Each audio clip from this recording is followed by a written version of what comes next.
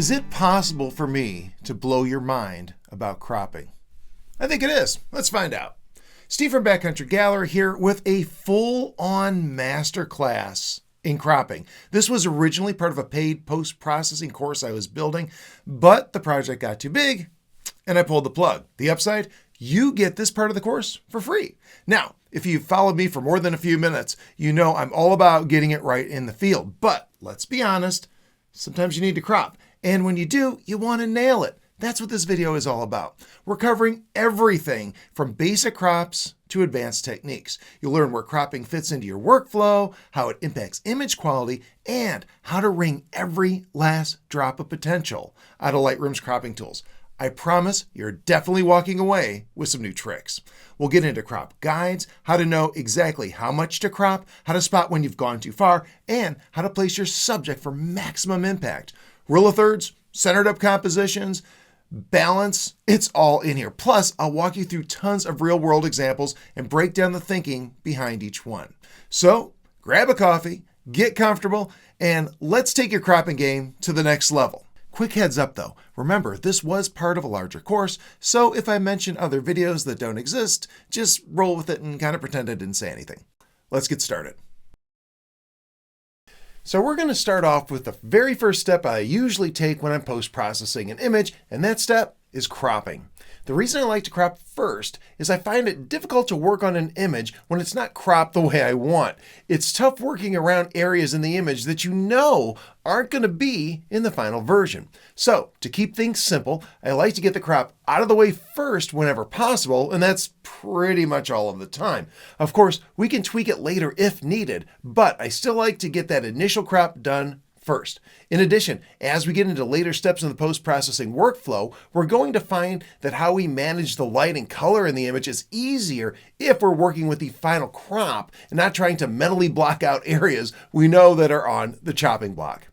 Don't get me wrong, there are times if an image is like severely underexposed, for instance, then I might want to jump into the basic controls and brighten that image up a little before cropping so it's a little easier to see the details when I do grab that crop tool. But for the most part, the crop tool is the first thing I reach for when post-processing. So we know we're going to crop. Now we have to ask ourselves a few questions to decide what we're trying to accomplish with a crop tool. For example, are you trying to create a more balanced look? Do you want the animal to look closer? Are you trying to eliminate elements or unnecessary blank space in the image? Are you trying to simplify the scene? Are you trying to get a better, more energetic or storytelling composition? Does the subject need more breathing room? Are you trying to use a different aspect ratio? For example, maybe you're working on a project and everything needs to conform to the 8x10 size. And of course, maybe you have multiple reasons for cropping, so you're going to pick 2 or 3 of those reasons I just mentioned. It all depends on the image. So let's go over some sample images and some of the tools that Lightroom has to help us decide exactly how and where to crop our images. Before we do though, I want to share my overriding thought when I have the crop tool in my hand. The secret to cropping is that it should always enhance the photo and help clarify the story or message you want to convey. The key is to eliminate the elements that are working against you and keep the ones that are helping you tell the story. I really think this is the essence of proper cropping. Let's head to my office, jump into Lightroom, and take a look at the crop tool. So I think the first thing I want to do is start off with kind of the basics of using the crop tool. Now, most of the time as we're going through the video, I'll probably just show this stuff kind of on the fly, but with the crop tool, I kind of want to show you some tips and techniques really quick right off the bat because it's such an important tool and it's, again, usually the very first thing I do. So to get to the crop tool, we have a couple of options. We're going to be in the develop module, and if we're in the develop module, we'll see this little icon right here and give it a click, and that'll bring us into the crop tool. Or we can press the letter R, and that'll bring us into the crop tool. I'm going to reset this crop. So we'll actually crop this image in just a little bit, but let's talk about how to actually use a crop tool first. Now, if you've used Lightroom at all, you probably have a pretty good idea how this works, but I'm going to show you some bonus stuff here too. So as you know, if you grab, say, this top little handle right here, and I pull it down, it's going to bring the top down and these 2 sides down. It's going to anchor the opposite side. And the same is true over here. If I start moving this in, this is going to go in, the top's going to come in and the bottom's going to come in, but this side's going to stay anchored. So basically the opposite side of the handle that you're using is the one that's going to stay anchored when you're adjusting your photo. However, it doesn't have to be that way. Let's say I want him in the center and I want to crop in evenly all the way around. So right there is the center, have his eye right in the center. And if I just hold my Option or Alt button and pull any of these handles, it'll go in on all four sides very, very evenly for us. And we can kind of zoom in like that with it if you want. Again, that's just holding down the Option or Alt key as you're dragging. So very, very easy. We also have an option here. Let's reset this for a second. We also have an option here to just grab this tool and come in and make our crop like that, double click, and we're there. So a lot of different ways that you can use a crop tool. Now we can also mess with aspect ratios. That's what this aspect here is, and right now it's set to original, but we have as shot, which is sort of a reset. When we click that, if I have any crop in here and I click as shot, it'll bring it back to normal. We have the original, which is the 2x3. It'll just look at the proportions for the original image. We have custom, and if we want to do custom, we can enter some custom sizes right here and hit OK, and then we can select those as our custom size if we feel like it. I just don't use that feature at all, just so you know. Next, we have our normal aspect ratios. We have 1:1, 4:5, 2:3, all that good stuff. And if I was going to give you some advice, most of the time when I'm trying to crop my image, I always go for the traditional preset aspect ratios first. I try to see if I can get those to work, because if I ever need the photo for a publication, or I want to make a print, or someone wants to frame it or whatever, it's much easier if you're already using kind of a traditional aspect ratio. And it can be any of these. And I have used pretty much all of these at one time or another. My most common is 2:3, 4:6, obviously. I like 4:5 and 8:10. You'll see a lot of photos like that. I use 1:1 quite frequently. And another one of my favorites, though, is 16:9. I find myself using that very frequently. And it's kind of the, letterbox format we see with our movies. So this is another option here. And sometimes 16:10. But I'd say probably my most used would be the 2:3, 4:6 one, because that's kind of what the camera kind of regurgitates for us. And I also use 16:9 quite a bit, and then probably 4:5, 8:10 is almost as much as 16:9. And then 1:1 if you can find the right photo for it, but that one's a little bit trickier. Either way, though, if you want to change your aspect ratio, just click one of these. If I wanted to do 1:1 so it was completely square, I could do that, and I could adjust it and make it look, square if I wanted to. So let's reset that. And we have another option, though. If none of these aspect ratios are working out for us, we can always go to this little lock icon right here and give it a click, and you see that it is unlocked now.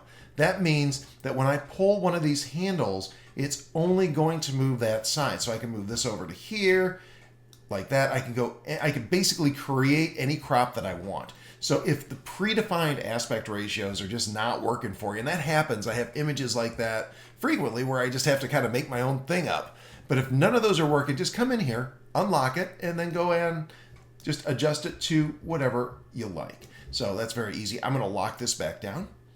Of course, cropping is only one aspect of what the cropping tool does, right? It also helps us when our horizons are a little more skewed than we would like. And it happens to all of us, even those of us who have a little bit of experience doing this. I still mess up my horizons sometimes. So let's take a look at some ways that we can straighten those horizons real quick. So if we look in this area here, we see we have a variety of tools. So the first one is auto. If we press it, Lightroom is going to attempt to analyze the photo and figure out where our horizon is and fix it for us. We also have this little handle here, and we can drag that back and forth, and that'll give us a grid. And as we're dragging, we can kind of line up the horizon with the lines on the grid there. We also have our straighten tool right here. Just give that a click, and your mouse will have the little straighten tool attached to it. Then come out to your photo and find your horizon and just draw a line along that horizon. So I'm just going to hold my left mouse button down and draw a line along my horizon. Release my mouse, and there we go. So those are all different ways of doing it, but I think it's easier to just skip this little panel altogether and do everything from here. And you have two really great tools for doing that. Now, the first one is just taking our mouse cursor and hovering it right by the little handle here. Don't quite touch it, but just kind of hover out from it. And you see it turns into a double arrow. If I hold my mouse button down, I get a grid, and if I push up or down, I can adjust the angle of the photo if I want. So that's one way of doing it, and that's a way I use sometimes. Let's reset that. But I think the coolest way of all is this. If you have a horizon like we have here that you want to straighten, rather than going over here and grabbing the straighten tool, what I do instead is hold down the Command or Control key, and when I do that, I'm pressing it right now. Look at what happens to my mouse. It turns into the straighten tool, and it works exactly like that. Now, while you're doing it this way, you do have to keep the Command or Control key pressed. However, it works otherwise pretty much the same. So what I'm going to do is I'm going to click with my left mouse button. I'm going to drag along that horizon. I'm going to release my mouse button and release the Control or Command key, and it's straightened out the horizon. So to me, being able to do it with this little cursor on the side and just going up and down, or just using the Command or Control key and using the little straighten tool that way are the easiest way. So I almost never mess with the items over here at all. So those are the basics for how the tool works. But I think the most important conversation is, why are we cropping the way we are? What kind of things should be going through our head when we're making these cropping decisions, right? You know, why are we cropping in closer? How much is too close? How much is too far? How do you strike that balance and make the photo look the way you want? Let's talk about that next. So let's start with the idea of how much is too much cropping, right? Because I get questions about that quite a bit. So for this shot, for instance, I feel like this bird is a little too far away, this pelican. So let's go to the develop module here, and let's go to our crop tool. And as you can see, even that shot you were just looking at on your screen was already a bit of a crop from the original here. We're almost getting into APS-C DX territory with this crop, in fact. And that's usually where my limit is. For the most part, I don't mind going a little deeper than APS-C or DX for the right photo. But if I have to really dig in deep, especially with a full frame sensor like this, I feel like I was just too far away, and a lot of times I don't want to do it. We have multiple things that happen when we crop too tightly. The first is we're not going to get the same kind of detail as if we'd been filling the frame. The next is obviously we're losing resolution, we're losing pixels. We're also going to lose subject isolation when we do this. When you start cropping in, especially if there's a close background. Now, something like this, not a big deal because we have this pelican here who's just got a sky behind him, just some gray clouds, you can't really tell.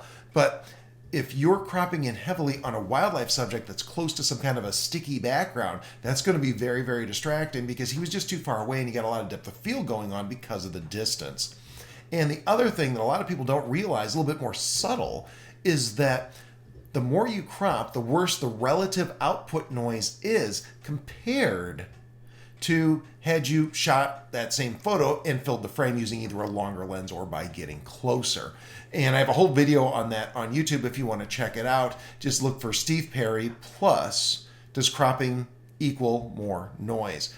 But basically the upshot is simply this.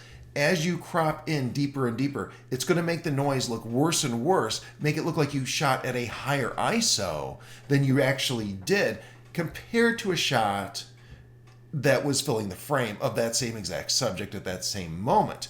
So, in fact, here's a little chart that can kind of show you how that affects it and what that's going to look like.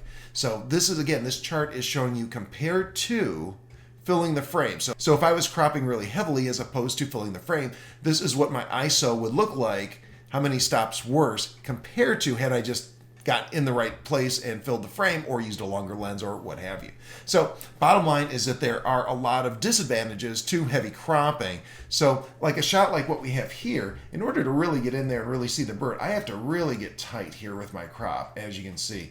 That is, if you look at the space around us here, that is really, really a tight crop there. That is, I don't know, even, this is a full frame shot. And this is probably less than micro four thirds as far as the actual crop. Now, if I double click and crop in, it looks okay, but we don't see a ton of detail on the bird. He's a little too far away. And it's just, to me, that's too much cropping. Most of the time, if I'm going to crop, I want to stay more or less looking like this, usually at the deepest, okay? And that's only if I have a relatively reasonable ISO going on.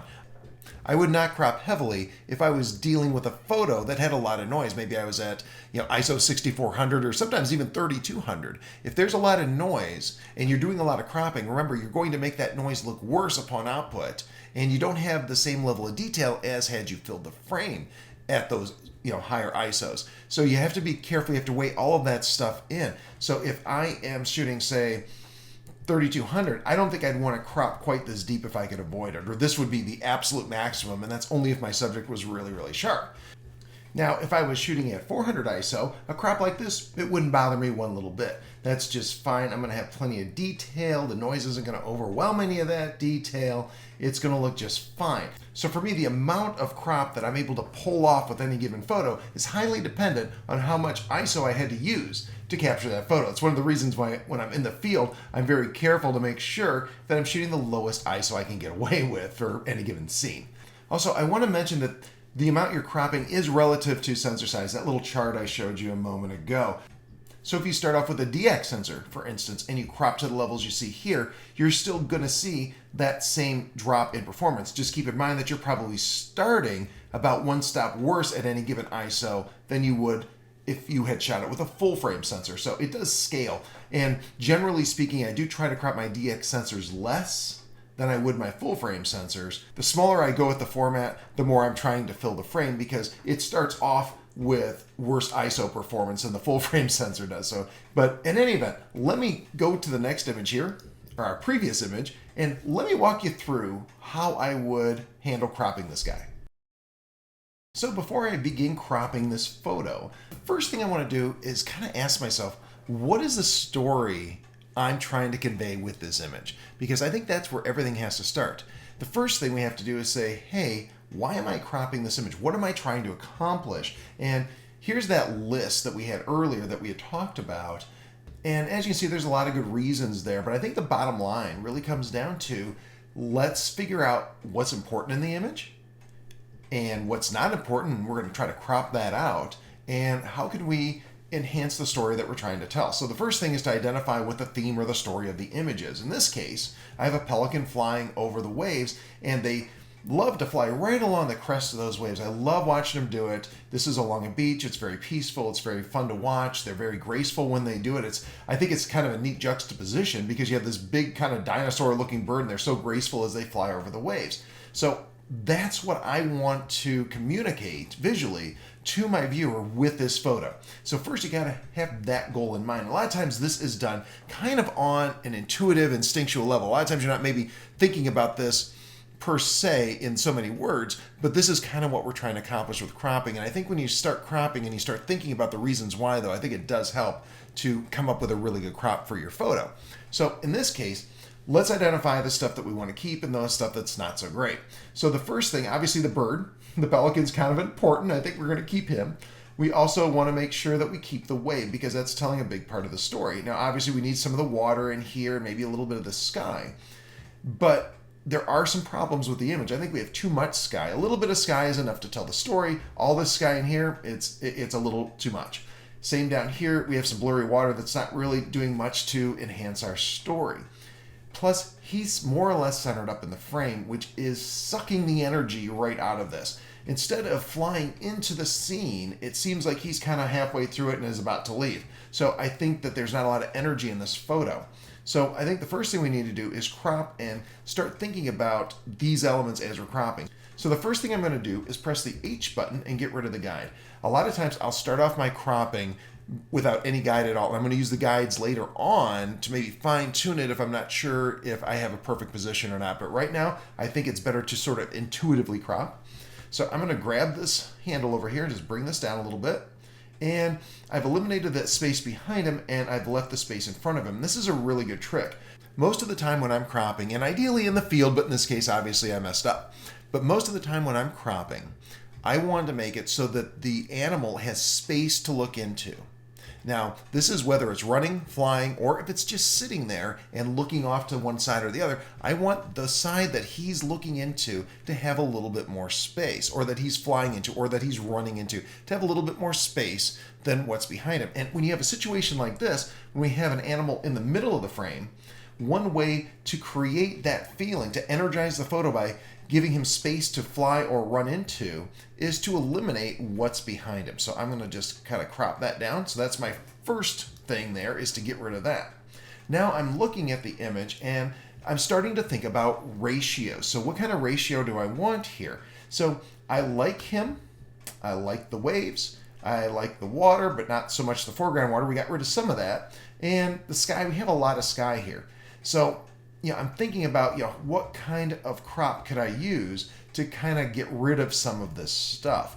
So when it comes to eliminating excess space in your photo, there's a really easy guide. If the space is above or below your subject, think about rectangular formats like 2x3, which is what we have here, or 16:9, or maybe 16:10, if you want to get rid of stuff that's above and below your animal. Now, if the stuff above and below your animal is important, but maybe the sides, not so much, you want to get rid of the sides over here and over here in the frame, that's when we start thinking about 4x5 or 1x1s. So that's kind of your guide. If you want to keep the stuff on the top and bottom, 4x5 and 1x1, start thinking about those ratios.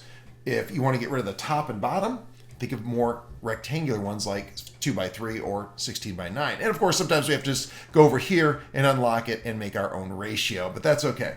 If you have to do that, you have to do it. Just fine with that. So for me, I think I want to look at this with a 16:9 ratio. So let's do that. And I think that looks a little bit better. I like that a little more. I'm going to, in fact, bring a little more space behind him. And I think this works really well.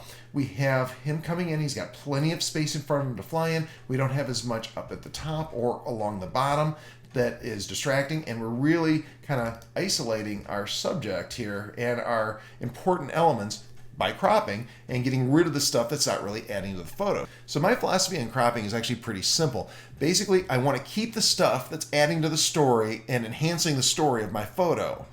Anything that's not helping that, I try to eliminate. So excess sky, gone. Excess water that I don't need, gone. I think we know that there's water there. We don't need this stuff down here. So basically, I kind of like this type of a crop. Now, another question that comes up though is how do you know if you've cropped enough, right? Or if you have more to go? What I look at is, once again, the story. I know the story that I want to tell with this photo. So in this case, I want him, and I want to make sure that people understand that he's flying along this crest of a wave. So if I were to say go in here and go back to 2x3, and let's say I said, nope, I'm just going to crop in real tight on the bird and really make him the subject and nothing else, look what happens. The photo instantly feels a whole heck of a lot different, right? It doesn't feel like the same shot. The story is completely lost because now it just looks like water splashing below him. It doesn't look like he's riding the crest of a wave. So if you've ever found yourself trying to decide, should I crop more or have I cropped enough? Just try cropping in and looking at the photo and seeing, does the story that you want to tell stay the same? Did it get better or did it get worse? Generally speaking, if it's staying the same or got better, then you're okay. On the other hand, though, if it got worse or it's starting to get worse, crop back out. So in this case, I don't really like this. I'm going to go back to my 16:9 aspect ratio and come back out over here like I had it before. I liked this a lot better. I think this tells a much better story. At least it tells a story that I want to tell, and that's the important thing. You want this to tell the story that you're trying to tell with your photo. Okay, now in this case, I'm pretty happy with what we see here with our crop. I might move it up or down a little bit, but for the most part, this looks pretty much like what I want. I like the balance in this. I like the energy in it and all that good stuff. However, there are going to be times that you're looking at a photo and you're trying to decide if you really like the crop or if it should be different, and you're kind of waffling back and forth a little bit, and you just need to fine-tune it. And that is where the guides come in. So to turn our guides on and off, to toggle them, we press the letter H, and we have our rule of thirds guide that pops right up over here, as you can see. But the most important thing you got to realize about guides is that's all they are. They are guides. There's 8 different guides in here, plus one to help you with ratios. But here's the thing. All they are guides. That's it. Sometimes people get really hung up on making sure that they stick a certain part of the frame right at an intersection with these guides, and don't get too hung up on it. Make sure that the guides are just acting as a way for you to help fine-tune your photo. That's all you're after here. And if they work, they work. If they don't, they don't. Ultimately, you have to decide on the crop. So what we're looking at with most of these guides is that we're going to have lines and intersections. And the most powerful areas of the image, according to that particular guide, are going to be where we see these intersections like what we see right here. However, the lines are also very powerful areas of the photo too, so sometimes you may not be able to put something right on an intersection, but maybe you have an eye, for instance, on the line, or in this case, we have the dramatic wings on the line right here. However, that brings me to another point. When we're dealing with wildlife, what you want as the focus of the photo isn't necessarily the body, but it's usually the eye and the face area. That's the focal point for the image. The body is almost playing second fiddle to the eye and the face because generally speaking, the eye is where we're focusing our camera. That's going to be the sharp spot in the photo. That's where we want our viewers to look. People are going to naturally want to look at your photo and engage with the eye.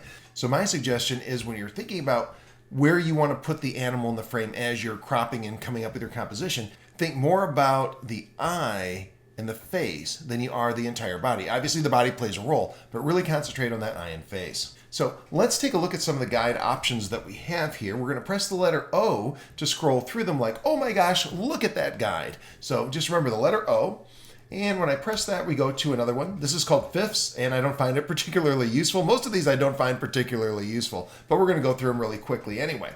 Going to press O again. This is diagonals. You can see this bird is almost working pretty well. This pelican's working pretty well with these diagonals. We're almost at an intersection here with his body, but not his head, of course.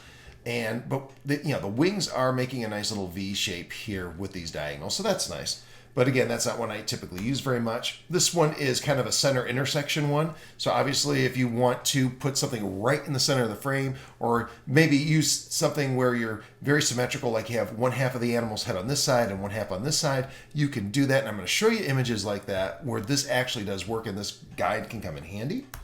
Next we have triangles, not my favorite. I don't use it very often.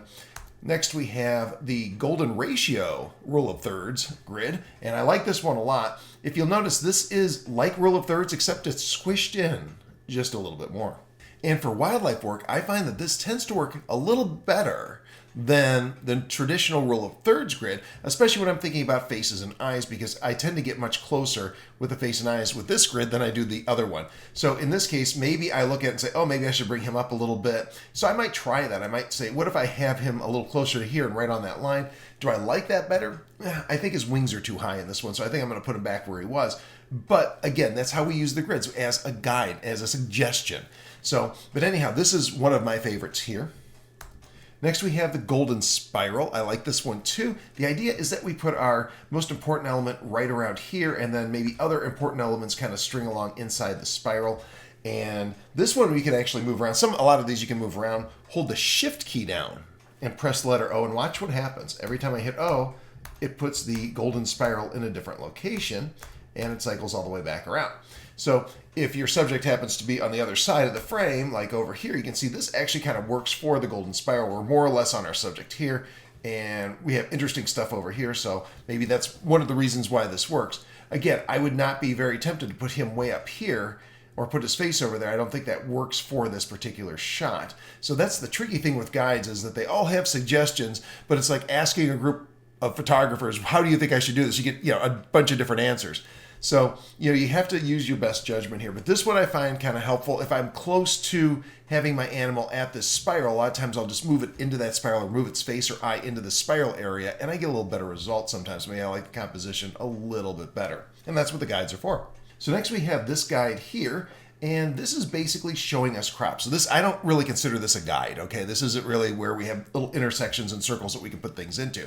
But this is just kind of an aid for cropping. So this is showing you 16 by 9. Obviously, that's the crop that we're using. But if you're like, well, what would a 2 by 3 look like? You can look at this outside line here and this outside line here, and you can kind of line up your bird for that if you wanted to, and say, oh yeah, look right there. This looks pretty good in a 2 by 3 or a 4 by 5 or a 1 by 1. I find this personally very difficult to use. I find it much easier just to go to the aspect ratio over here, actually go to the aspect ratio I'm interested in, and play with that. I find using this particular thing kind of difficult, but I did want to point it out because some people might find it useful. So I'm going to go back, put you back where I found you. That looks pretty darn close to what we had. That looks good. And we'll press O again. Now let's go to the last one here, and that's just a grid. Basically, this is helpful if you're trying to line up the image with a horizon or check it against a horizon. I don't find this particularly useful though, because we can come over here with our little double mouse arrow, and as soon as we press the mouse key down, we still get a grid, so I don't have any use for that at all.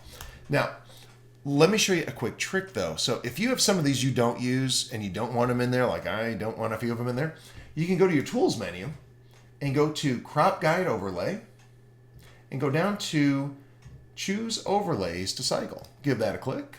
And then you can decide which one of these you want and which one of these you don't want. So I don't like grids. I don't like fifth. I don't use diagonal. I use center sometimes. I don't use triangle. I use golden ratio, golden spiral, and I don't use aspect ratios. So these are the only 4 I use. I'm going to click OK. And now when I press O, look what happens. I only have the ones that I like. Now, obviously, you may have guides in there that you like a lot better than the ones that I pick, but this is a personal preference thing. There's no right or wrong answers here. So at any rate, I think we have our final crop figured out here. So I'm going to double click this. So let me show you what the final version of this image looks like right there. There we go. So that's kind of what I was going for with this crop. Now, when I post-process this, and we'll talk about this in the other videos, tons of stuff ahead of you, but I sharpened up the water, added a little contrast to the water, made the bird a little more contrasty. Obviously, I got some color back into the water, made it the kind of pretty green color that it was, and got a little bit more color up here. So I'll show you all those tricks later on, but this is, when you're cropping, sometimes it's a little bit difficult because you're not sure what that final outcome. So you got to kind of visualize this in your head as you're looking at those crop photos. So let's take a look at another image. Okay, so for this example, this is going to go pretty quick because we covered most of it already, but I do have a couple more themes. One of them is balance, and that's a real big theme for me. But let's start off the way we normally would. We're going to look at this shot and we're going to say, why do we need to crop it? So I think it's a little bit too far away. Matter of fact, I probably wouldn't normally use this photo, but it makes for a good example. But she's a little bit far away, and obviously we're going to need to crop in here to make her look a little bit closer to give the viewer a better look at her. In addition, she's running up the side of the hill, but she's in the center of the frame. So we want to have a little more space in front of her than behind her. So we're going to have to come in this way and eliminate some of this right side area. We have some bright areas up here along the top that I'm not super thrilled with. So we want to crop those out rather than trying to fix them. We could fix them, of course, but sometimes it's just easier to crop it out if it's not really helping the photo anyway. So let's go ahead and grab the handle over here and let's bring this in this direction. And what I'm doing here is I'm going to eliminate this area up here, as you see, and we've eliminated some of the backside over here, which is nice. I'm going to bring this down so this edge is just at the top of the frame, I think, and maybe just a hair bit tighter. There we go. Now, one of the things I sometimes will try to do when I'm cropping, if there's a hard line in it, sometimes I like those lines to come right down here or as close as I can to a corner. In this case, I think it puts her a little bit too close to the edge here, so I'm going to bring that back up just a little bit. But I always like those diagonal lines to kind of end around the corner, not so much like in the middle there. Not that that's bad one way or the other, but I just tend to find myself doing that. And in this case, I like the balance that we have here. Now, in this case, we're balancing her against this little kind of hump on the hill here. We have this big area here, then this nice slope, this diagonal that leads us down there. A lot of nice lines in here. We have some lines back here kind of forming a triangle behind her that she's a little bit framed in. So I'm going to bring this over here. I might just bring this out just a little tiny bit more so she has a little more space back there. Still has plenty of space in front of her. And bring that down just a little. There we go. I think that looks pretty good. We can clone that out if we decided to do it, but I think this works really well compositionally. Now, one of the things I really want to talk about, though, is balance, because it's something I'm always thinking about when I'm cropping an image, or even when I'm in the field cropping an image with my lens. I'm thinking about, are there elements in the frame that I can kind of offset with the subject? And it doesn't have to be the same size as the subject. Obviously, if you look at this area here, it's slightly smaller than her, and that's absolutely fine. But I just like to have some kind of an offset so when your eye is looking in that direction, there's something else that you can see. And the photo, again, feels a little bit more balanced. I also love diagonal lines, which we have going right here. So I think overall, this works pretty well. I'm pretty happy with that crop. Of course, we could go to our guides, press the letter H to toggle them on and off. Go back to the crop tool, press the letter H to toggle them on and off, and kind of go through and just see if there's anything here of interest. So as you can see, the golden ratio is very close to her face. And again, this is one of the reasons I tend to use this one. I think it works really well. I like the compositions I get with it. Golden spiral, I'm not sure if there's any situation here where the golden spiral really comes in. Maybe a little bit there, but not so much. Yeah, you can see it right there when it's over by her head there. We have her head over here, and it kind of comes around this way. But again, most of the time you'd want the head more towards this. But again, guides are just that. They're nothing more than guides.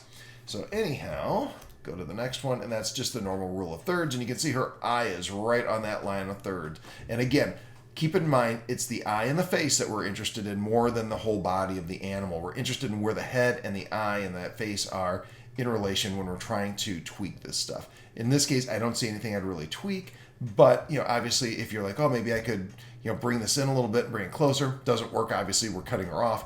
But, there's all sorts of things we can do here. But anyhow, I'm going to go ahead and bring that just a little bit more. That looks good. Sometimes that maybe 25% back here and 75% in front works pretty well. So that looks pretty good. So that does it for this segment. Next, I want to show you some examples of images, how I crop them, why I crop them, and talk about that briefly. I think that's going to be very, very useful for you. So let's move on. So for this time around, let's take a look at some sample images, and I'll show you how I crop them, why I crop them, and kind of what I was thinking when I was doing it. So let's jump in with this guy right here. And as you can see, if I put the crop guide over him here, this is a very classic rule of thirds type shot. And even if we go over to the golden ratio rule of thirds grid right here, you can see both of them are right on his face there. So, just very, very traditional type of a crop. And what I like about this, and the reason I used it this way, is because I liked how the tree branches are coming like this. They're kind of forming a little triangle over here, at least in this corner. And his body is facing a little bit out. So he's turned towards us a little bit. He's turned towards the camera's head is just a little bit. And we also, as we look over towards him, our eye kind of wants to travel down and around, and we see his haunches back here, and we kind of circle right back to him. So I think rule of thirds worked really, really well for this particular composition. And that's something I find very, very commonly with my wildlife shots, especially when you have like a 3/4 view of an animal. It works really, really well. Next we have this little guy, and as you can see, this one's just begging to be a rule of thirds shot. As you can see, we have the rule of thirds line, the one here on the right-hand side, going straight up and down his little body. It's very close to his eye and his little nose. And we have this one coming across here, and his little paws are out here. So this little prairie dog pup just put himself in a perfect position for a rule of thirds shot. In addition, we have some vegetation right here that's kind of acting as a counterbalance to him a little bit, and our eye is drawn here as well because that's where one of the intersections are. So again, this is just, I think, just begging to be a rule of thirds shot.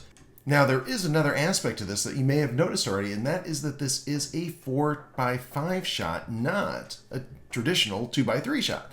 So the reason I did that was because I wanted to retain everything on the top and the bottom. On the bottom, we have this nice, soft looking grass here that's out of focus, and that kind of transitions into this soft but still recognizable vegetation. And then we get into the sharper areas that rapidly kind of fall off into the background here. That's very, very soft, of course. And then I wanted to leave space here since he's kind of looking up this way too. We know he's looking this way, kind of out, but we want to make sure we have that so his nose isn't right at the edge of the frame. So in this case, the tops and bottoms of the frame were very important, but the sides, the left and right, not so much. They weren't really adding anything to the shot. And when I was experimenting and tried this aspect ratio, it just seemed to flow much better because the thing is, our eye is really bouncing around in this circle right here. So anything extra over here or over here isn't really helping us too much. And in this case, I think the rule of thirds just worked a little bit better for us. Next, let's take a look at this rabbit. And as you can see, another classic rule of thirds situation here. As I go back and forth, you can see it's very close between rule of thirds and golden ratio rule of thirds, both of which, again, I use very frequently. Now, the big question here, though, is when you have an animal facing the camera, what do you do?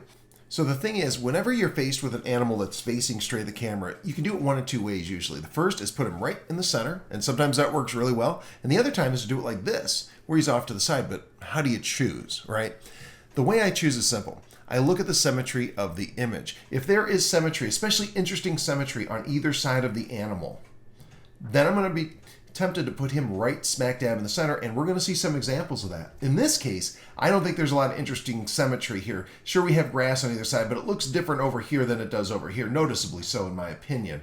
Plus, it's not overly interesting symmetry. So in this case, I'm going to put him off to the side and just keep some of the grass over here. Now, if you have the space to crop, you'll want to think about which side you use. Now, when I did this, this was mostly in camera, so I deliberately at the time put him off to this side because I liked the way this side looked better than the other side. So that's something else you're going to think about either in camera when you're cropping, or if you're using the crop tool. You want to keep the interesting stuff next to the animal, especially if you have a nice balancing element.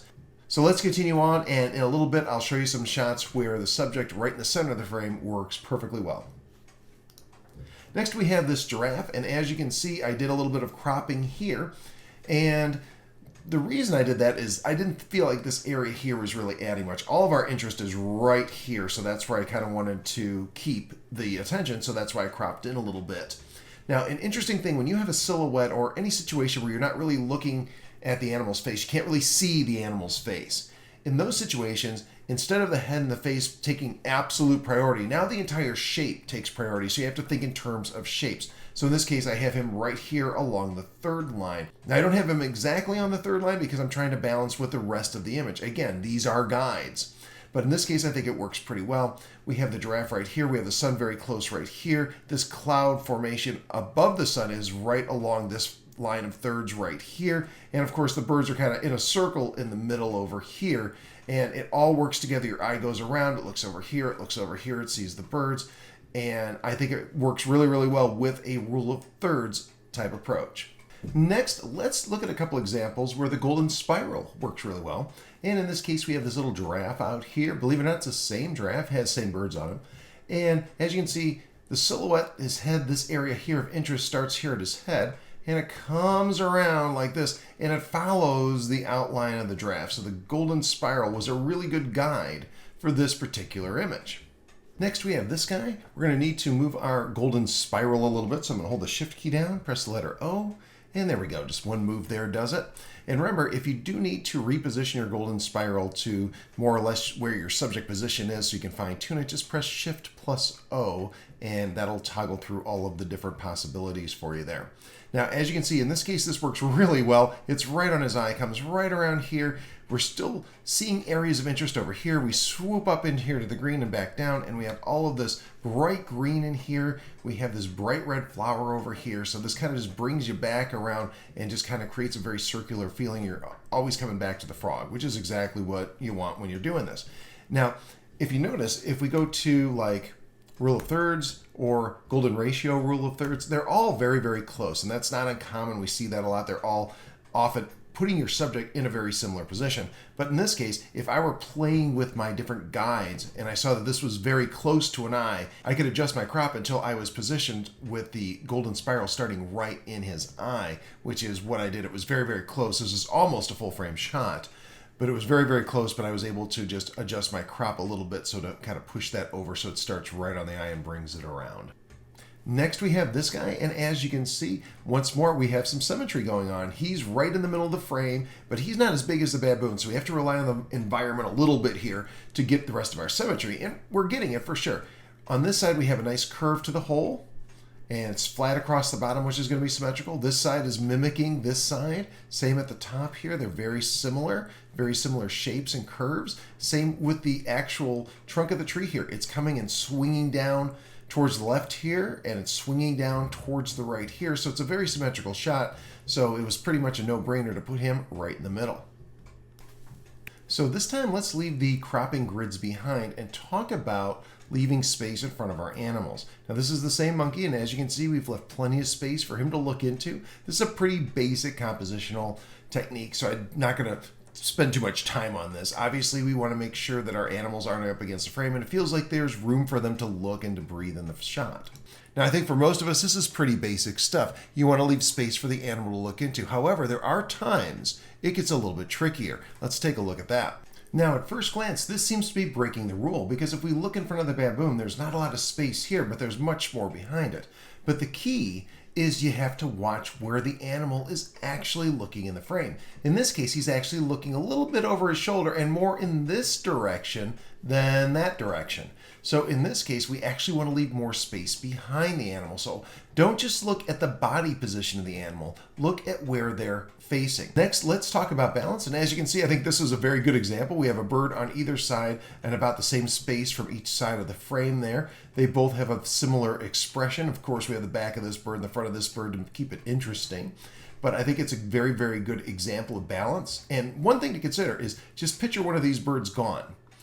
And in that case, I feel like the composition kind of feels a little more awkward. It would feel a little bit stressful even as you were looking at it. It wouldn't be a relaxed, fun composition like what we have here. So again, I love looking for balance and coming up with ways to make that work. Here's another really good example of balance because it's not obvious at first. But what I want you to do when you're looking at this photo is take a look at this little bird here on the left and pretend he's not there. Just picture him gone. And then think of what this photo would look like. At that point, it would feel very, very unbalanced. It would feel like there's way too much stuff going on over here and nothing going on over here. Now, in this case, this bird right here is kind of a neutral party. It's not really contributing to balance one way or the other, not too much anyway. But we have this guy over here, balanced off by this guy over here, and the whole thing works just fine. So I want to thank that little bird for showing up for my composition. Obviously, if this one wasn't here, we would have just cropped it differently. But again, I think it's a very good example of balance. Next, let's take a look at some rule breakers. So we've gone over all the different guides and all the different compositional rules, but there are exceptions all the time, and I want you to feel comfortable breaking the rules when it's necessary. Here's a really good example. Here we have a flying bird in the center of the frame. Normally, that's a big no-no, but you have to think about the story you're trying to tell with the photo. In this case, I wanted to show all of these palm fruits. I wanted people to see that because he has one in his mouth. I wanted to include that in my composition. And I also want to make sure the bird had enough room to fly into. So I didn't want to put him on this side and have all of these, and I didn't want to crop these off too much to kind of force him to go into the third line where it would be over here. In fact, let's go to the crop tool and you can see where that ends up. So I don't want his head over here and I don't want his head over here. I think it ruins the composition either way. So sometimes you have to break the rules in order to tell the story that you want. And over the years, I found that it's actually more important to make sure you're telling the story you want to tell than to try to follow compositional guidelines that may or may not be working for that photo. I find that as long as I'm telling a good story with the photo, even if I'm breaking a compositional rule here or there, it still can work out really, really well. Here's another one, and in this case, it's like, okay, well, look at that rule of thirds. It puts it right there, and if we look at some of these other ones, golden ratio is still not bad. I mean, it's still on the bird. It's not necessarily on his eye. And golden ratio is working really, really well here too. But once again, he is facing outside of the frame, right? He looks like he's looking this way. Now, what's interesting about this is if you know birds, you know that he's kind of maybe looking more this direction.